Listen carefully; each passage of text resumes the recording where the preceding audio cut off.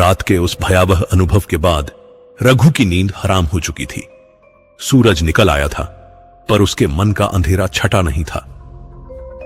पिछली रात देखी गई अनदेखी बारात और उसमें दिखी चेहरे वाली अम्मा की छवि उसके दिमाग में किसी डरावने सपने की तरह घूम रही थी। उसे यकीन नहीं हो रहा था कि जो उसने देखा वो सच था या उसका कोई वहम। अरे रघुवा, उठ जा मेरे लाल, सूरज कब का सिर चढ़ाया है। मां की आवाज सुनकर रघु हड़बड़ा कर उठा। उसकी आंखों में रात का खौफ साफ दिख रहा था। क्या हुआ तुझे? तेरी तबीयत तो ठीक है? मां ने पास आकर माथे पर हाथ फेरा। रघु का गला सूख रहा था। अम्मा, वो बारात। उसकी जुबान लड़खड़ा गई। मां ने गहरी सांस ली। मैंने कहा था ना, मत जा उस रास्ते पर। अब देख क्या हाल हो गया तेरा। तू भी अब शिवचरण जैसा ही हो जाएगा क्या? मां की आवाज में चिंता साफ थी। शिवचरण का नाम सुनते ही रघु के दिमाग में बिजली कौंधी। हां, शिवचरण, वही जो बस एक ही बात दोहराता रहता था। दुल्हन मेरी थी, लेकिन चेहरा उसका नहीं था। रघु को याद आया कि शंकर काका ने बताया था कि शिवचरण शहर के अस्पताल में है। शायद उसके पास ही इस रहस्य का कोई सुराग हो। अम्मा, मुझे शहर जाना होगा, रघु ने अचानक कहा। मां हैरान थी। शहर? क्यों? क्या करेगा वहां? मुझे शिवचरण से मिलना है। मुझे लगता है वही इस रहस्य को सुलझाने में मेरी मदद कर सकता है। रघु की आंखों में एक नई चमक थी, जिज्ञासा की, सच्चाई जानने की। मां ने उसे बहुत समझाया, पर रघु अपनी जिद पर अड़ा रहा। उसे लग रहा था कि शिवचरण की बातों में ही उस अनदेखी बारात का राज छिपा है। सुबह होते ही रघु गांव से शहर के लिए निकल पड़ा। रास्ते भर उसके दिमाग में शिवचरण की वो बातें गूंजती रहीं। दुल्हन मेरी थी, पर चेहरा उसका नहीं था। और पिछली रात उसे जो चेहरा दिखा था वो उसकी मां का था। क्या इन दोनों बातों में कोई संबंध था? अस्पताल पहुंचकर रघु ने बहुत मुश्किल से शिवचरण तक पहुंच बनाई। शिवचरण एक खाली कमरे में बिस्तर पर लेटा था। उसकी आंखें छत को घूर रही थीं। वो लगातार बुदबुदा रहा था, वही पुरानी बातें। शिवचरण भाई, मैं रघु हूं, गांव से आया हूं, रघु ने उसके पास जाकर धीरे से कहा। शिवचरण ने कोई प्रतिक्रिया नहीं दी। उसकी आंखें निर्जीव थीं। रघु ने हिम्मत की और शिवचरण का हाथ पकड़ लिया। भाई, मुझे बताओ, तुमने क्या देखा था? वो बारात कैसी थी? वो दुल्हन, उसका चेहरा? जैसे ही रघु ने चेहरा शब्द बोला, शिवचरण की आंखों में एक अजीब सी चमक आई। उसकी बुदबुदाहट थोड़ी तेज हुई। वो मेरी थी, मेरी राधा, पर उसका चेहरा बदल गया था। वो कोई और थी। वो मुझे देख रही थी, पर वो राधा नहीं थी। शिवचरण के शरीर में ऐंठन शुरू हो गई। नर्सें दौड़कर आईं और उसे शांत करने की कोशिश करने लगीं। रघु को कमरे से बाहर कर दिया गया। डॉक्टर ने बताया कि शिवचरण एक गहरे मानसिक सदमे में है और उसे कुछ याद नहीं रहता। रघु निराश होकर अस्पताल से बाहर निकला। शिवचरण की बातें उसके दिमाग में घूम रही थीं। मेरी राधा, चेहरा बदल गया था। राधा कौन थी और यह बदला हुआ चेहरा क्या था? क्या शिवचरण ने भी वही देखा था जो रघु ने देखा था? एक जाना पहचाना पर डरावना चेहरा। रघु को लगा कि वो किसी बड़े राज के बहुत करीब आ गया है, पर अभी भी कुछ कड़ियां छूट रही थी।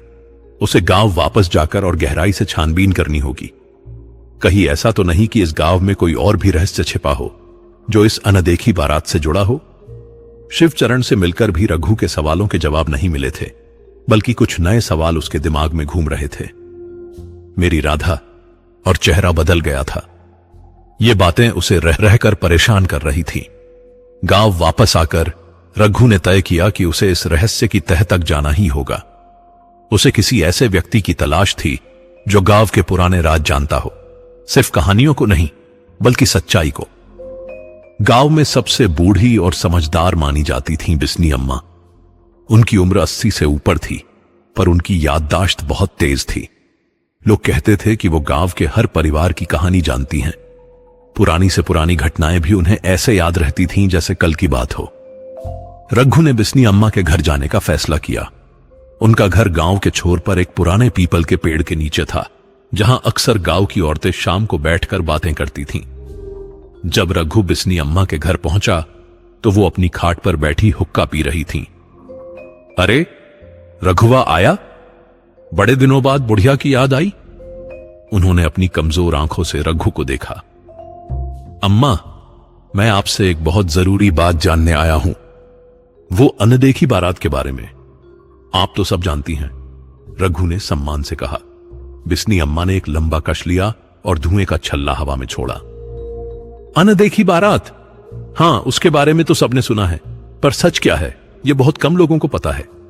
उनकी आवाज में एक अजीब सी गंभीरता थी। रघु ने अपनी बात रखी। अम्मा, शिवचरण ने मुझे राधा और बदले हुए चेहरे की बात बताई। क्या आपको इसके बारे में कुछ पता है? रघु ने सीधा सवाल किया। बिस्नी अम्मा की आंखें अचानक सिकुड़ गईं। उन्होंने रघु को घूर कर देखा।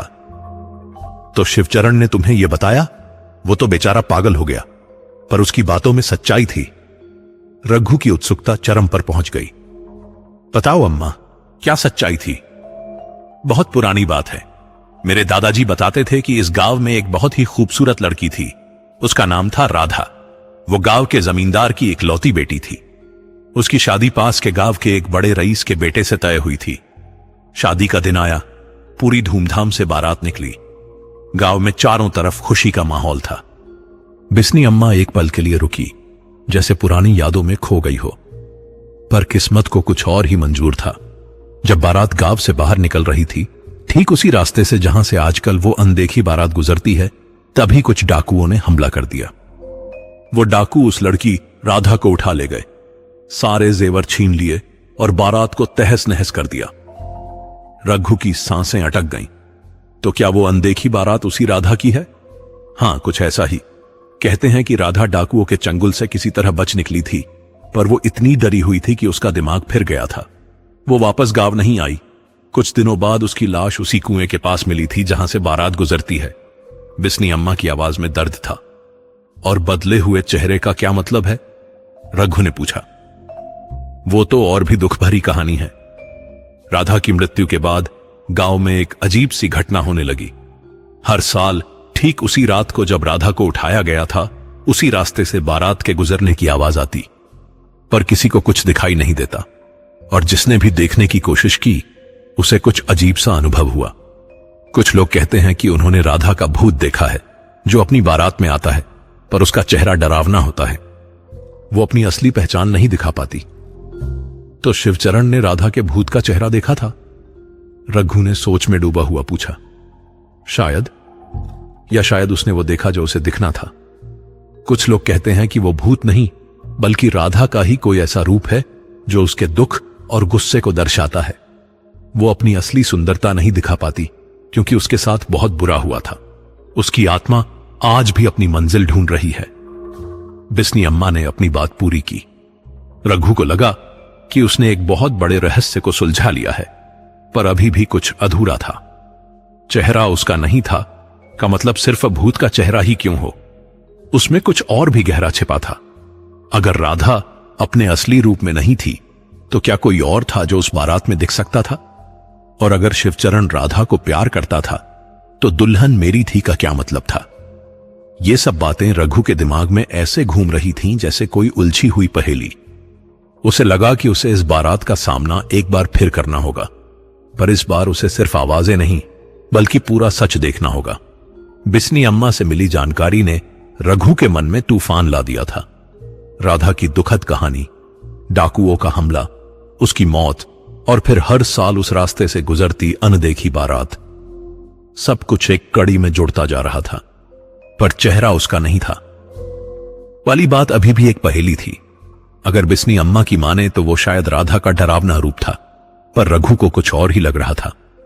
शिवचरण की बातें, मेरी राधा, और फिर रघु को जो अम्मा का चेहरा दिखा था, इन सब में कोई गहरा संबंध था जिसे रघु सुलझाना चाहता था। उस रात रघु ने फिर से उस रास्ते पर जाने का मन बनाया, पर इस बार वह अकेला नहीं था। उसने गांव के कुछ युवाओं, राजू और दिनेश को भी अपने साथ ले लिया। जो उसकी बातों पर थोड़ा बहुत भरोसा करने लगे थे। उन्होंने मिलकर एक छोटी सी योजना बनाई। इस बार वे नीम के पेड़ के पास छिपने की बजाय उस कुएं के पास घात लगाकर बैठेंगे जहां राधा की लाश मिली थी। उन्हें लगा कि शायद बारात वहां कुछ पल के लिए रुकती हो। रघु ने अपनी मां को नहीं बताया कि वह दोबारा जा रहा है। वह जानता था कि मां उसे फिर रोकने की कोशिश करेंगी। रात गहराते ही तीनों युवक चुपचाप अपने घरों से निकले। हवा में एक अजीब सी ठंडक थी और चांद बादलों के पीछे छिपा हुआ था। कुएं के पास पहुंचकर वे झाड़ियों के पीछे छिप गए। रघु के हाथ में टॉर्च थी और उसने अपने साथ एक छोटी रस्सी और कुछ लाठियां भी रखी थीं। घड़ी में रात के 12 बजते ही दूर से वही जानी पहचानी आवाजें आने लगीं। घोड़ों की टापें और शहनाई की धीमी उदास धुन। इस बार आवाजें और भी साफ लग रही थीं, जैसे बिल्कुल करीब हों। राजू और दिनेश के चेहरे पर खौफ साफ दिख रहा था, पर रघु की आंखें उत्सुकता से चमक रही थीं। आवाजें धीरे धीरे उनके करीब आने लगीं। हवा में वही अजीब सी ठंडक फैल गई। रघु ने अपनी आंखें गड़ा दी और इस बार उसे सिर्फ आवाजें ही नहीं बल्कि एक धुंधली सी आकृति भी दिखाई दी। एक बारात जो हवा में तैरती हुई सी लग रही थी। घोड़े, कुछ लोग और एक पालकी। सब कुछ धुंधला था, जैसे किसी सपने का हिस्सा हो। आकृतियां कुएं के पास आकर रुक गईं। रघु की सांसें अटक गईं। उसने हिम्मत की और अपनी टॉर्च उठाई। उसकी रोशनी सीधे पालकी पर पड़ी। जैसे ही रोशनी पालकी पर पड़ी, सब कुछ बदल गया। आवाजें तेज हो गईं और धुंधली आकृति थोड़ी साफ हुई। घोड़ों की टापें जोर से सुनाई देने लगीं। शहनाई की धुन डरावनी लगने लगी और पालकी में बैठी महिला का चेहरा। रघु ने जो देखा उससे उसकी रूह कांप गई। पालकी में बैठी महिला का चेहरा, वो चेहरा उसकी मां सुमित्रा का था, पर उसमें एक भयानक विकृति थी। मां जैसी ही आंखें, वही नाक, वही होठ, पर होठों पर एक ऐसी भयानक अस्वाभाविक मुस्कान थी जो उसकी मां की कभी नहीं हो सकती थी। उस चेहरे पर एक गहरा काला दाग था, जैसे कोई पुराना जख्म हो जो रघु ने पहले कभी नहीं देखा था। वो चेहरा उसकी मां का था, पर उसमें कोई राक्षसी भाव था, जैसे कोई आत्मा उसकी मां का रूप धारण करके बैठी हो। रघु के मुंह से चीख निकल गई, अम्मा, ये तुम नहीं हो। जैसे ही उसने ये शब्द कहे, उस विकृत चेहरे वाली आकृति के होठों पर वो भयानक मुस्कान और चौड़ी हो गई। उसकी आंखें रघु को घूरने लगीं और एक धीमी घुरघुराती हुई आवाज हवा में गूंजी, मेरी थी, मेरी थी। हर साल एक नई दुल्हन, एक नया चेहरा। आवाज थमते ही वो भयानक आकृति रघु की तरफ बढ़ने लगी। रघु की सांसें अटक गईं। वो उठकर भागना चाहता था, पर उसके पैर जमीन में जम गए थे। उसके सामने उसकी मां का वो विकृत चेहरा था जो धीरे धीरे उसके करीब आ रहा था। रघु को लगा कि वो मर जाएगा। अचानक एक तेज रोशनी चमकी और एक जोरदार धमाका हुआ। रघु ने अपनी आंखें बंद कर लीं। जब उसने आंखें खोलीं तो सब कुछ शांत था। कोई बारात नहीं थी, कोई विकृत चेहरा नहीं था, सिर्फ कुएं के पास की हवा में एक अजीब सी गंध फैली थी।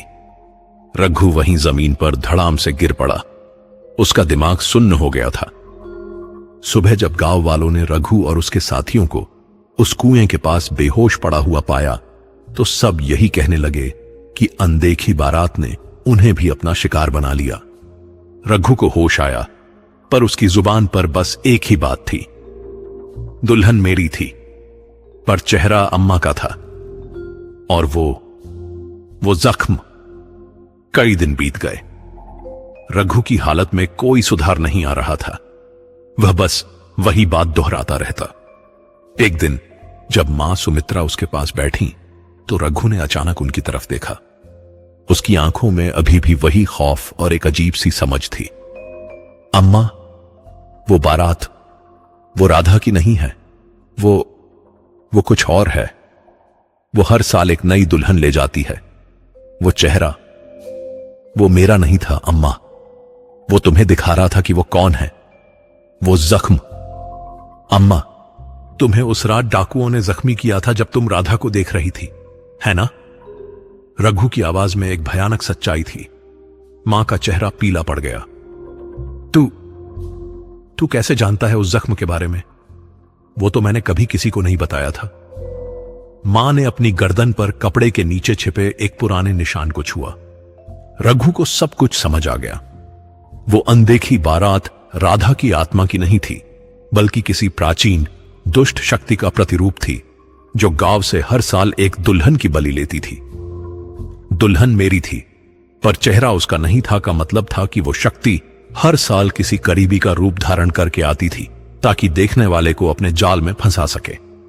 शिवचरण ने अपनी राधा का बदला हुआ चेहरा देखा था, क्योंकि उस शक्ति ने राधा का रूप लिया था, और रघु ने अपनी मां का विकृत रूप देखा था, क्योंकि वो शक्ति जानता था कि मां ही उसकी कमजोरी है। और वो जख्म, वो उस रात की सच्चाई थी जब डाकुओं ने हमला किया था, और मां भी वहीं मौजूद थी, जिसकी याद उस दुष्ट शक्ति ने रघु को दिलाने की कोशिश की थी। गांव में आज भी हर साल उस अनदेखी बारात की आवाजें आती हैं, पर अब रघु उन्हें डर के बजाय एक गहरी चिंता से सुनता है। वह जानता है कि वो बारात किसी आत्मा की नहीं, बल्कि एक प्राचीन अभिशाप का हिस्सा है, जो हर साल गांव से कुछ छीनने आता है, और यह सिलसिला कब खत्म होगा यह कोई नहीं जानता। रघु अब गांव के लोगों को इस छिपे हुए खतरे से बचाने की कोशिश में लगा है, पर क्या वो सफल होगा, या फिर अगला चेहरा किसी और का होगा? तो दोस्तों, कैसी लगी आपको आज की डरावनी कहानी? क्या आपकी रूह कांप गई, या कुछ और भी डरावनी कहानियों का इंतजार है? नीचे कमेंट में जरूर बताइए। सबसे डरावना हिस्सा कौन सा लगा? अगली कहानी किस बारे में सुनना चाहेंगे? आपके कमेंट्स हमारे लिए बहुत अहम हैं। वो हमें और बेहतर कहानियां सुनाने की प्रेरणा देते हैं। अगर अब तक आपने चैनल सब्सक्राइब नहीं किया है तो जरूर करें, ताकि अगली बार की डरावनी रात मिस ना हो जाए।